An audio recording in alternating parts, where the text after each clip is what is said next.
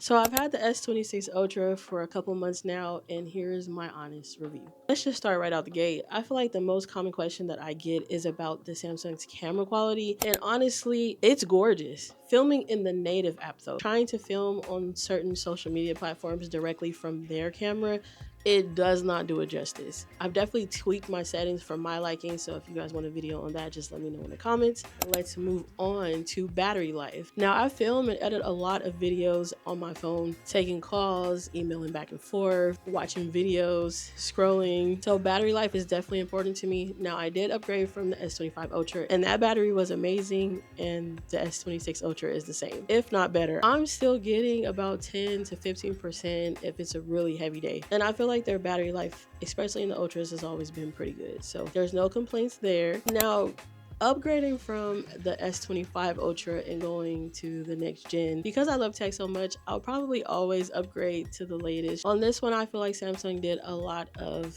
great internal and like use case upgrades. I know that Samsung is using Snapdragon's 8 Elite Gen 5 chip. Honestly, I feel like the Ultras, again, are always pretty fast. I do like that they added privacy mode. That is really important, especially being out at events. I deal with a lot of emailing and back and forth and stuff like that, so it's a lot of private information. So I'm glad that they activated that feature, because honestly, I didn't ever plan on buying a privacy display or a privacy screen protector. Now with the build quality, I see that went with the aluminum instead of the titanium. I will say that I did enjoy the titanium better, but the aluminum doesn't look bad. I do also appreciate that they did round off the corners, because I feel like most people, especially when you're scrolling or something, you hold your phone like this, and so you wind up with like a pinky dip. Having sharp edges irritated it a little bit, so these round edges definitely help with that. Now, even though I don't have the full Samsung ecosystem, it still works really well, especially with my Windows. I did not know about Link to Windows, and that is a game changer for me, honestly, because as a creator, I'm able to mirror my camera to my PC, and when I'm filming,